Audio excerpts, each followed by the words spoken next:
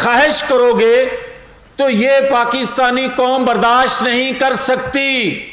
اس لیے کہ اگر کوئی کہتا ہے نا کہ یہ مقبول ہے، میں نے کل بھی بات کی تھی، دوبارہ سے دوہرا دوں، یہ مقبول نہیں ہے. اصل بات یہ ہے کہ پاکستانی قوم سے بہت زیادتیاں ہو چکی، پاکستان سے بہت زیادتیاں ہو چکی، ریاستی اداروں سے بہت زیادہ زیادتیاں ہو چکی. جب کوئی ان محرومیوں کا، ان زیادتیوں کا ازالہ کرنے کی بات کرتا ہے، بھلے اس جیسا 2 نمبر آدمی ہو وہ بھی کرے، تو لوگ اس میں بھی اپنی تسکین سمجھتے ہیں کہ ہماری کوئی بات کرنے والا ہے. اصل بات یہ ہے، دیکھنے والی بات یہ ہے کہ ہم نے اپنی پچھلی غلطیوں سے کچھ سیکھا ہے، اس کا مداوع کرنے کی ہم نے کوئی عملی کوشش کی ہے. اور جب ہم ان دکھوں کا مداوع کرنے کا روڈ میپ دیں گے تو اس جیسے کبھی پاپولر ہونے کا دعویٰ نہیں کر سکیں گے. اور اگر روڈ میپ غلطیوں کا ازالہ کرنے کا نہیں دیا جائے گا بلکہ دہرائی جائیں گی، تو پھر کوئی بھی اٹھے، وہ الطاف حسین کیوں نہ بات کرے، وہ کوئی اور کیوں نہ بات کرے، مجمع پھر لگیں گے.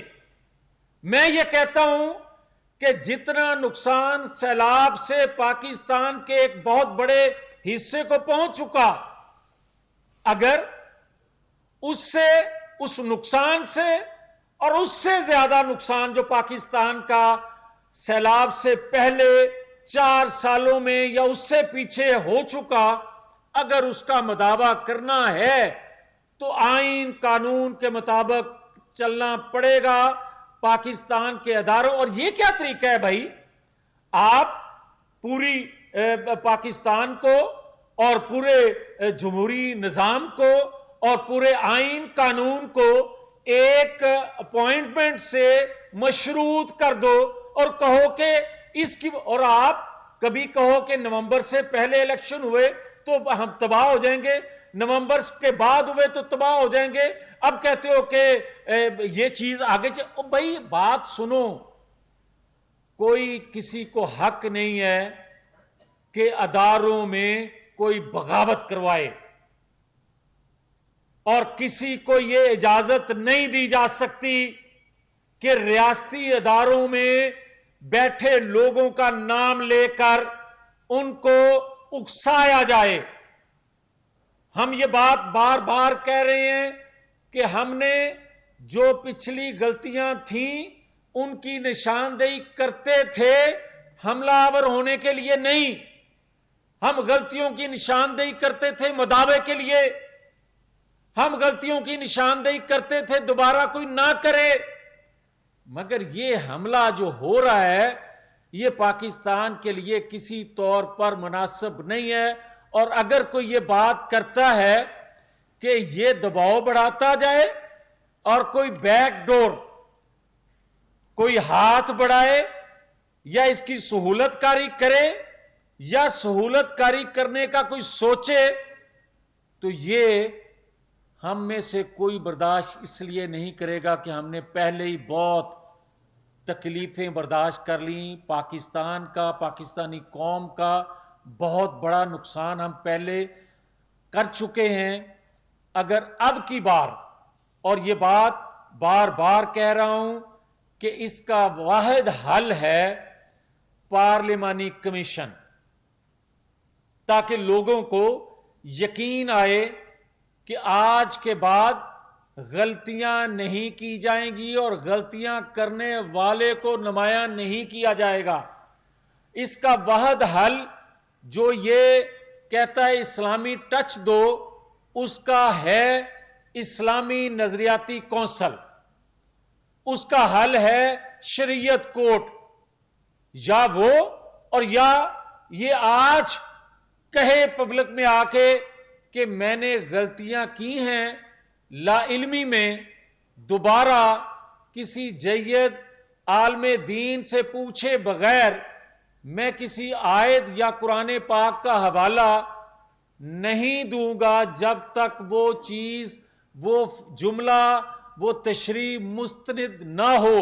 میں یہ بات نہیں کروں گا، ہمیں اس سے کوئی گلہ نہیں ہوگا، مگر اگر یہ بار بار اس کا استعمال کرے گا کسی کے کہنے پہ، جو کان میں کہا جاتا ہے کہ مذہبی ٹچ دو، اسلامی ٹچ دو، آپ کو یہ اجازت نہیں دی جا سکتی۔ سو میری آخر میں پھر یہ گزارش ہے کہ ہم پاکستان کو، ریاست کو پرامن دیکھنا چاہتے ہیں۔ بہت سفر کر لیا ہم نے، بہت خون خرابہ پاکستان کے اندر ہو چکا۔ خدا کے لیے اپنے فتنے کو، اور یہ بات میں ذمہ داری سے یہ کہہ رہا ہوں کہ یہ انجانے میں اس کے منہ سے باتیں نہیں نکلتی، بار بار ایک چیز کو دہرانا اور ایک کے بعد دوسری کو اس سے زیادہ آگے جا کے بات کرنا، یہ معمولی بات نہیں ہے۔ اس کا نوٹس لیا جانا چاہیے یا معذرت کرنی چاہیے۔ ریحان شیخ، آئی ٹی وی۔ سر، کل اسی معاملے پر تحریک انصاف کے سابق اسپیکر اور سابق مسلم ملک کے وزیر نے پریس کانفرنس کی۔ انہوں نے پریس کانفرنس میں آپ پر یہ الزام لگایا کہ آپ مذہبی منافقت کر رہے ہیں، ہمارا کسی قسم کا کوئی ایسا ارادہ نہیں تھا۔ آپ کیا سمجھتے ہیں کہ دانستہ طور پر وہ الفاظ ادا ہوئے یا صرف وہ کن ہوئے؟ دیکھیں، خدا کرے کہ اس کے دانستہ نہ نکلے ہوں، اور خدا کرے کہ وہ جو بات کہہ رہے ہیں وہ سچ ہو، مگر میری ان سے اپیل ہے کہ جب وہ بار بار اس طرح کی باتیں کرتے تھے، کیا اسد کیسر صاحب نے یا وزیر مذہبی امور یا دیگر ان کے جو پارٹی لیڈر ہیں، کسی نے کبھی ان کو روکا کہ یہ بات آپ غلط کر رہے ہیں؟ کل جو میں نے باتیں کی، جو کلپ آپ کو سنوائے، آپ بطور مسلمان کے مجھے یہ بتائیں کہ کیا کسی کے دل نہیں دکھے ہوں گے؟ صرف بات اتنی سی ہے، ہم کسی کو اکسا نہیں رہے، اس سے کوئی سیاسی فائدہ نہیں اٹھانا چاہتے، مگر اپنے دین کو، اپنے مذہب کو، اپنے عقیدے کو اتنا بھی کمزور نہیں سمجھتے کہ ہم سیاست کے لیے اپنی زبان بندی رکھیں۔ آصف مسیح چودھری۔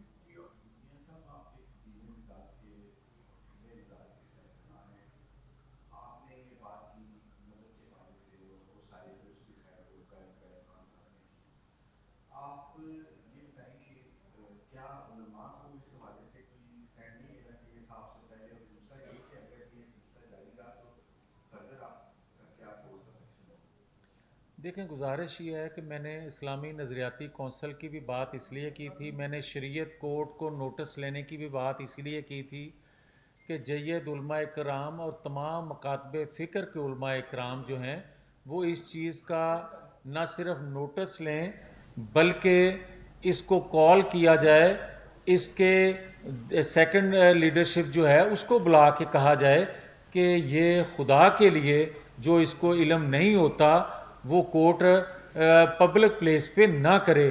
باقی اس کا اپنا عقیدہ کیا ہے کیا نہیں، ہمیں اس سے کوئی سروکار نہیں، گھر میں بیٹھ کے جو چاہتا ہے وہ بات کرے، مگر پبلک میں غلط تشریح، غلط بات کرنا، مس کوٹ کرنا، وہ کسی طور پر بھی کلمہ گو کو برداشت نہیں ہے۔